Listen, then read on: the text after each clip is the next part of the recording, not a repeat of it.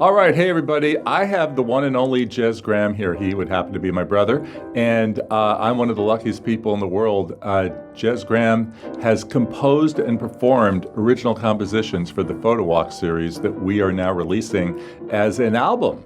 And the music is so good, and I think sometimes you don't really pay attention to how good it is because you hear it underneath the voice track. So I just thought I wanted to talk to my brother about the music and about his music career. So, hi, brother. How you doing? Hello. I'm the lucky one because I got an album out of it. Volume Good one. album. Volume one. Volume one, and there's more to come, even. Yeah. Isn't there? Why don't we talk about the process of, I say, hey, I'm going to Cincinnati or I'm going to Detroit. How you go about, creating music for it, the show. Well, I think about the city that you're going to and just get a feeling for what kind of musical feel I want to try and just play the keyboard you see in the background a little bit, play it into the computer. And if the idea is worthwhile, I'll develop it a little bit. And sometimes I play the songs at my airport gig where I'm heading now. I might play some of them. Morro Bay is a big one over there, and East Ponce. Now, a couple of the tunes you picked were older ones, like East Ponce. That's an older song that I did in the 90s, actually, that you happen to like. I noticed that one pops up a lot. So I guess that one is, and it's about a street here in Atlanta called East Ponce de Leon, that we used to live right off of. But that one seems to fit over any city in particular. But generally, I just take the city idea, and plus you've sent me some footage that I'll look at and just get a feel for it. Or there's been times you've given me an indication of what you're looking for musically, and so we kind of work together on that, I would say. All right. So, yeah, as a matter of fact, I think when I went to Galveston, I said, hey, give me a little Randy Newman ragtime sort of feel, right? And you just took that and ran with it. Can I tell the secret about the second song on the album, Sure. which is from the Galveston episode? The name of the song is Not Selvag, which is actually Galveston spelled backwards. So I was obviously influenced by the Jimmy Webb classic. He's one of my favorite writers. But I didn't want to infringe upon that particular copyright at all. But I was influenced by it. And yes, and I did kind of think about Randy Newman. And we both like Randy a lot. He's a big favorite. And that's the song Not Selvag. It's a variation on Galveston, influenced very much by it, but not the same song. Okay, we also have Grandma's Rag. Tell everybody about that one. That was on the same Galveston episode, wasn't it? Yeah. Yeah, Grandma's Rag, I found a sound when recording. We're using Logic Pro, and to use the MIDI instrumentation, I like to try different sounds. That one had a sound that was called Grandma's Piano, and it was kind of a raggy kind of sound, almost tack piano vibe. And that I was inspired by the sound to try and come up with a rag that you requested. And then I thought of good old Grandma and thought maybe she would have enjoyed that. Granny Ramelsburg, who, of course, you talked about the Ramelsburgs in your Cincinnati episode. When I stood on Ramelsburg Street, which was Right, great. which only has one house. Right, one house. And, I went to Moscow once looking for Gronowski Street, which is the paternal side, and could not find it because it didn't exist anymore. But Ramelsburg Street still exists in Cincinnati. Isn't that great? Yeah. So do you We have a lot of history with the Ramelsburgs. Well, don't forget Sis in Cincinnati.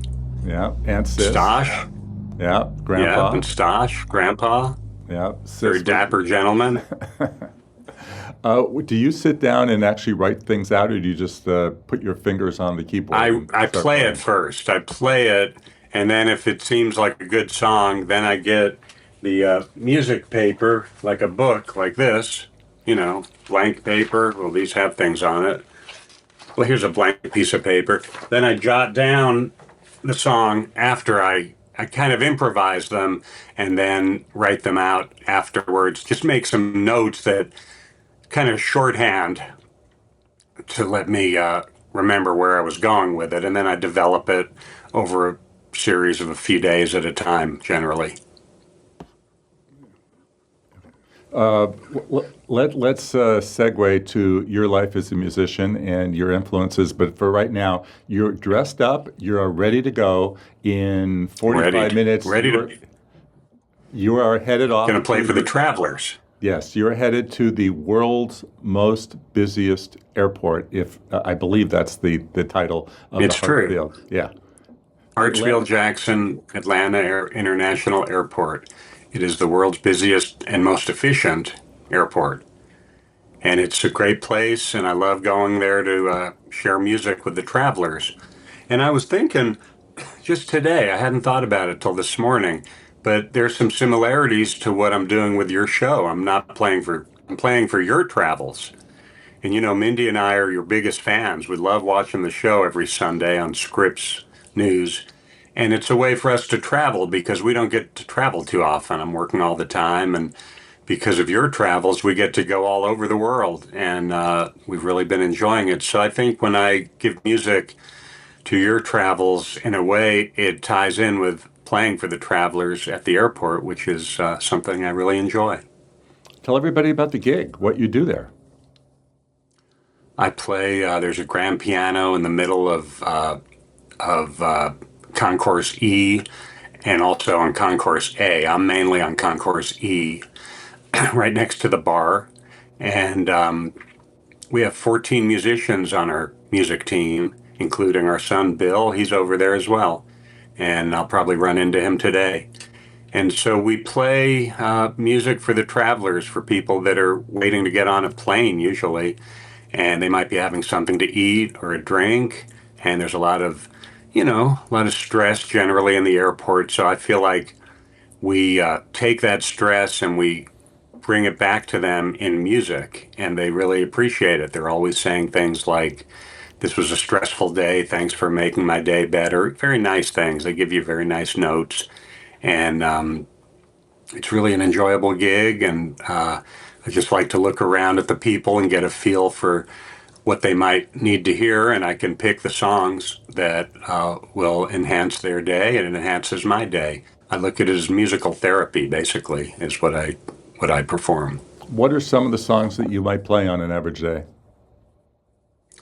Well, every day is completely different. Every day, I don't plan the day at all. I work in original music as well. In fact, some of these, as I was saying, some of your Photowalks selections, Morro Bay, East Ponds, Freedom Parkway, those are all pretty big hits at the airport.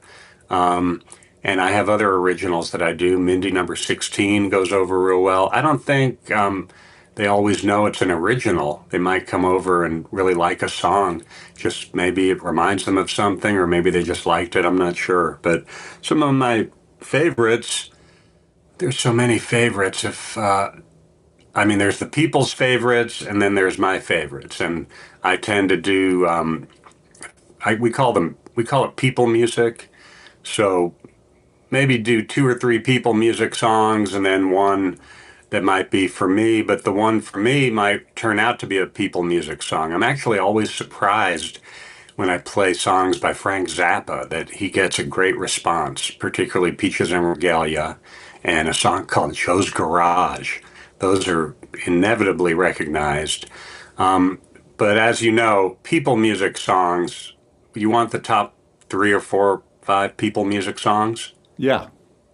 You can probably guess them. Why don't you guess? Let's play a game. You guess what at least a Well, couple of the top I five know are. that one of your all-time favorite songs is Piano Man, and you No, love it's playing that not. song. Yes. No, I don't. No, I don't. I do like Billy Joel a lot, and I really like the HBO Max documentary on him. It's got fantastic music, Yeah. but that's not one that I play. However, I'll do if I get a request for Billy Joel. I'm always happy to play New York State of Mind, Lullaby.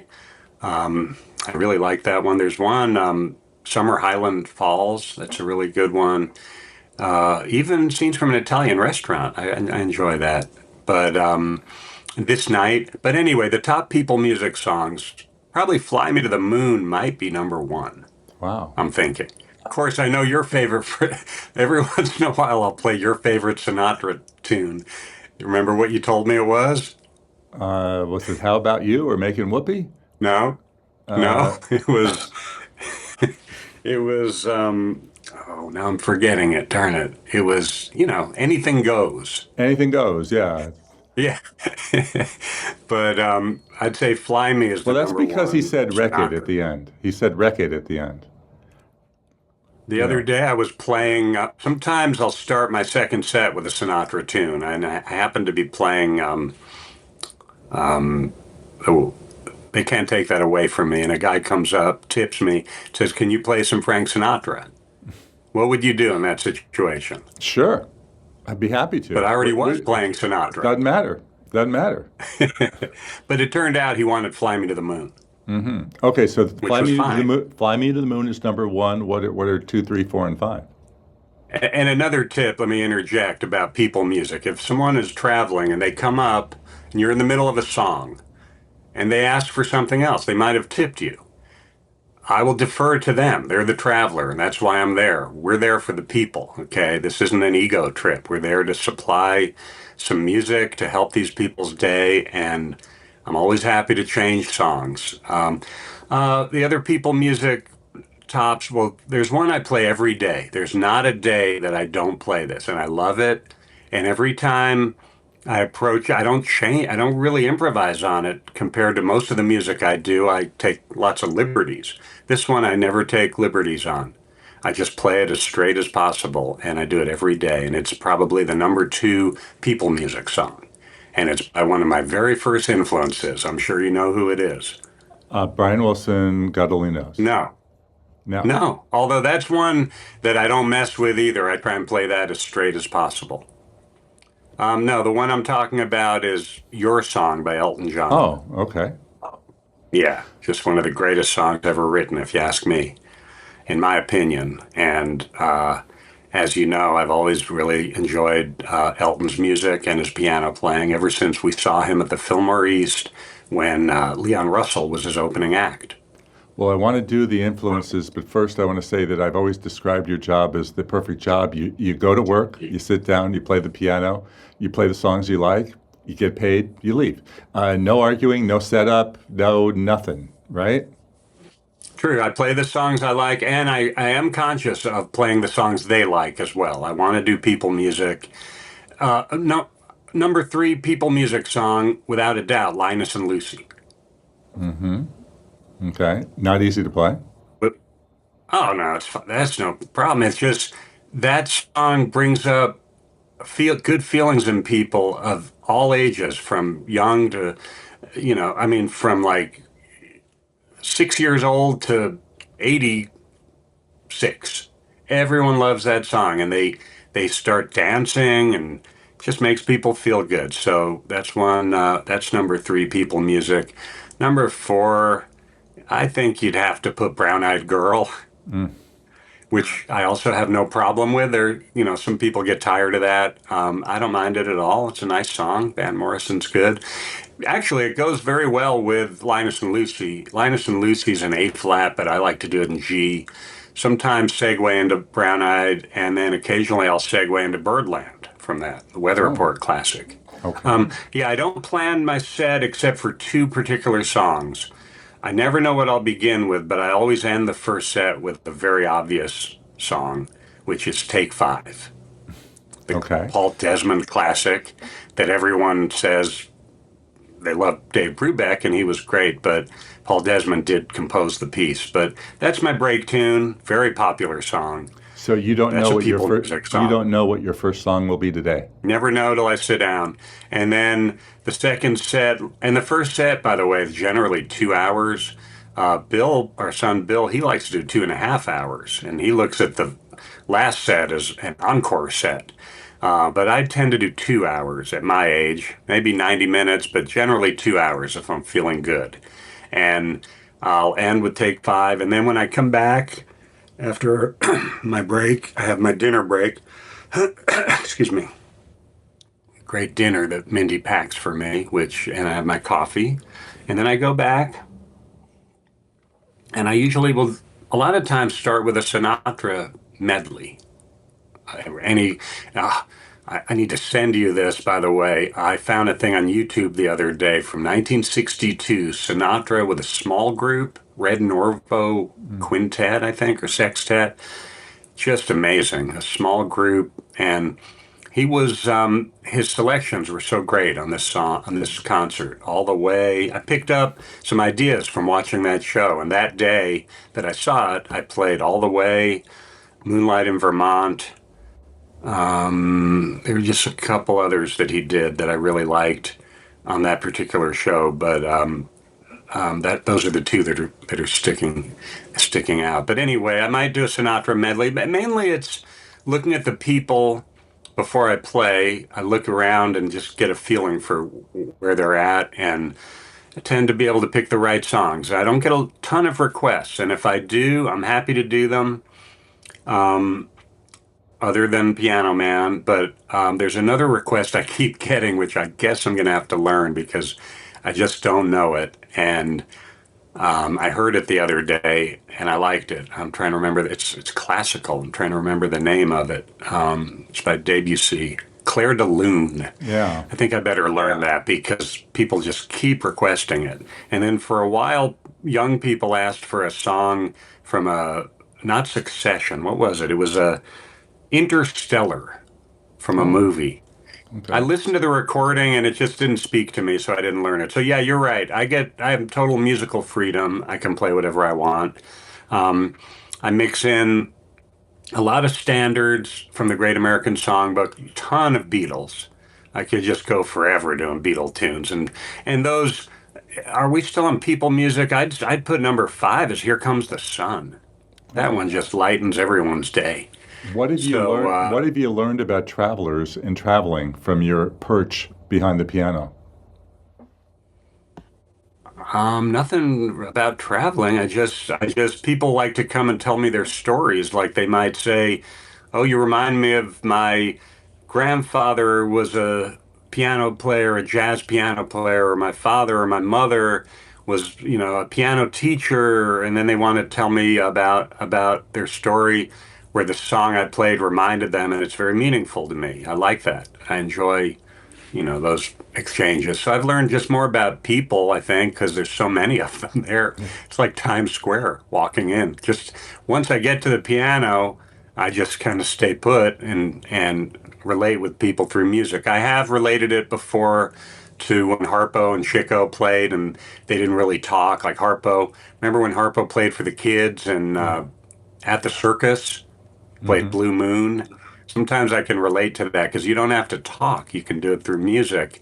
And as little kids, especially, feel the music. They walk by and they dance, and it just, they might be, the mother might be stressed out or their parents, but the kids relate with the music and it disarms the whole situation to where when they are getting something to eat, then the parents send the kids back to put $1 in the tip bowl, and it's nice. It's a nice exchange. I like the Ne- exchange of energy there. we'll get to the Marx Brothers in a second, but before the airport, you carved a career in Atlanta, playing in wedding groups and jazz combos and concerts. And how would you describe the multiple decades before the airport? Well, you pretty much encapsulated it, I would say. Along with that, I got to play some the three artists I played with that took me away from those kind of gigs you mentioned were Colonel Bruce Hampton, who I toured all over the country with and recorded with and co-wrote with him his final studio album, Pharaoh's Kitchen, on Rope-A-Dope Records. We had great times playing in New York and San Francisco and Florida and all over the place. Oxford, Mississippi. I did that for close to 5 years. Francine Reed, the great vocalist, blues and jazz vocalist, also took me all over the place. In fact, you and Dad came to hear us at the Utah Jazz Festival. That was back in the '90s. Uh, I played with her for close to 25 years, I think, until she moved away. And we still get together whenever she comes into town.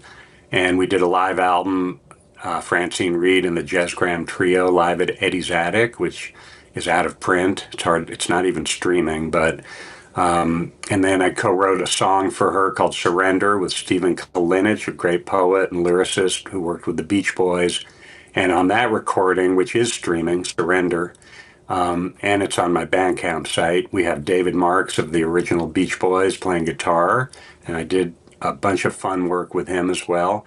So yeah, other than that, I played in clubs all through the 90s, jazz clubs with my trio and then later a larger group. We were very lucky to have long-running steady gigs at Martini Club and then later Sambuca Jazz Cafe, recorded several albums with these lineups. And Mike Hinton and Ramon Pusser was my trio. They were called the Trio. We still play when we can. We just are all doing different things. And then later, when I got to the airport, which was 2018, I just found the perfect gig for me because of the reasons that we mentioned. I have musical freedom. I love playing the piano, and I love interacting with the travelers. And I plan on doing it for the rest of my life, God willing. Okay. Talk about your musical influences and what inspired you. Harpo, Chico, Marx were the first ones when I saw the movies. Remember when we went to see The Who at the Fillmore East when they premiered Tommy? Yes. And there was a fire next door? Yes. And then I was 10 years old. It was kind of scary. I just wanted to get home because the Late Late show was going to show a day at the races. And I wanted to see the Marx Brothers. And nothing against The Who because they were great. In fact, I do a Who medley at the airport. I love playing The Who. Anyhow, Harpo and Chico, their musical interludes really spoke to me when I first saw their movies. And I thought that looked like a whole lot of fun. And then Aunt Bee Walker was an influence. Bee Walker, who was Granny's cousin, I think, but we called her Aunt Bee. And she was a songwriter and vocal coach to Dinah Shore and other people. She wrote a song that Frank Sinatra recorded called Hey Jealous Lover. And she was my first teacher. And as you remember, I used to take singing lessons with her. And we did show tunes. And she was really fun. I used to love to sing soliloquy. Richard Rodgers is a big influence. I've always said, you've probably heard me say this a million times, but if you take the song If I Loved You by Rodgers and Hammerstein and just look at those chords, you can just learn a whole lot about music from the major, diminished, augmented, major seventh. And that goes back to when we had that fake book with all the chords, and I wanted an electric organ so I could play like Ray Manzarek because I was enjoying listening to the Doors on the Cousin Brucey countdown. And Dad said, if you learn all the chords, I'll get you the organ. And he did. I don't know whatever happened to that organ, but I did learn all the chords in each key. And Richard Rodgers will teach you that in his songs, as will George Gershwin and Irving Berlin, if you study their music. And Brian Wilson, for that matter. Yeah, why don't you talk about Brian Wilson? Well, I didn't get into the Beach Boys till much later. That was 71 or so, 71. When we went to California, I think you missed that trip. But I bought some of their albums at a used record store on Telegraph Avenue, of all places, which I know you can relate to. Yep. Right? Yep. The record store on Telegraph. I wonder if it was Rasputin's. I don't know if it was there then. Was that on Telegraph? No, maybe not. And I bought Sunflower and Surf's Up and a couple cutouts. One was called Dance, Dance, Dance. It's really Summer Days and Summer Nights, but without a couple of the songs. But anyway, that sent me down a quest to hear the Beach Boys in concert. Saw them many times in Saratoga, Hartford. That was really the greatest period of their live shows to me. And through 76, through the Brian is Back, and eventually got to meet the different members and, as I mentioned, to work a lot with David Marks, who was an original member. And I got to sing Sail on Sailor, one of my favorite Beach Boys songs, on David Marks and the Summertime Blues Band live at Eddie's Attic. It was recorded right here in Atlanta. We did another live recording in Hollywood at East West Studios, formerly, I forget if it was Western, I think Western, where the Beach Boys recorded Pet Sounds and a lot of the early stuff. So that was a real thrill. You were there and you took some great photos of that day. Thank you. Brian Wilson, though, is one of your major influences. What is it about him? I don't think influences really. I just like his music. I just like the sound of it and the chord progressions. And I do like to play his music. I always thought going back to the 70s that his songs should be considered, in the Great American Songbook with Gershwin and all Irving Berlin and Rogers and all the greats. But back then, jazz people didn't really like the Beach Boys because they thought it was all surf music. And although that aspect is always great too, the surf stuff's just as valid. But now it's a whole, it's common knowledge how great he is, and he has gotten his due, and I'm really happy about that. But I just like playing his music. I do a lot of his stuff at the airport, and it is a real kick when someone recognizes a song from Pet Sounds, say, like I Just Wasn't Made for These Times. I like to do that one. I like to play You Still Believe in Me. I like to play Busy Doing Nothing from Friends, which is maybe my favorite Beach Boys album. Songs, I did a single called Solar System from the Beach Boys' Love You, and it's a waltz. It's a jazz waltz, and you can find that on streaming sites. And yeah, I just like his music a lot. And I did get to meet him a few times and have some really interesting conversations with him, mainly about Frank Sinatra, Nat King Cole, Nelson Riddle, stuff like that. He was a really cool guy, and I'm grateful we live in a time when he walked the earth. When you're not available for offering music, let's give props to the other musical genius, Paul Ellis, who I often play with, and we compose stuff, guitar songs. The theme. Right, we wrote the theme together. I like his classical guitar playing too a lot. He's amazing. Great. Yeah, so we'll do a volume of Paul music too. Great. If you don't have online access and aren't able to go check out Jez's music, go take a little trip to Atlanta. Go visit the airport. Come over to Concourse E and say hello. Well, speaking of Concourse E, I think it's time for you to go run over there and hit the keys and give you a little time as you drive over to think about what your opener will be. I don't think about it till I sit down, I swear, till my fingers hit the piano. Then I know what I'm going to play. But I will think about things that I want to incorporate. And right now my mind is on Messina. Okay. Other than Photowalks. I think today I'll work in the streets of Detroit. By the way, I should mention also there's a song on the album. It actually is the opener, Up From the Drums and Back. And I must give credit to my longtime collaborator, Victor Bassetti, who is a Los Angeles-based drummer, percussionist, and composer. And we've been friends and collaborators since 1979, actually. Wow. That's when we met on a wedding gig. So he inspires me with music he sends me that I then collaborate and we kind of go back and forth. That was one that really got me going, Up From the Drums and Back. And another one on the album called City Market. I know you love Ponce City Market here in Atlanta. Mm-hmm. And this one just really fits the mood to that. And he also helped me write Ballad of Cincinnati.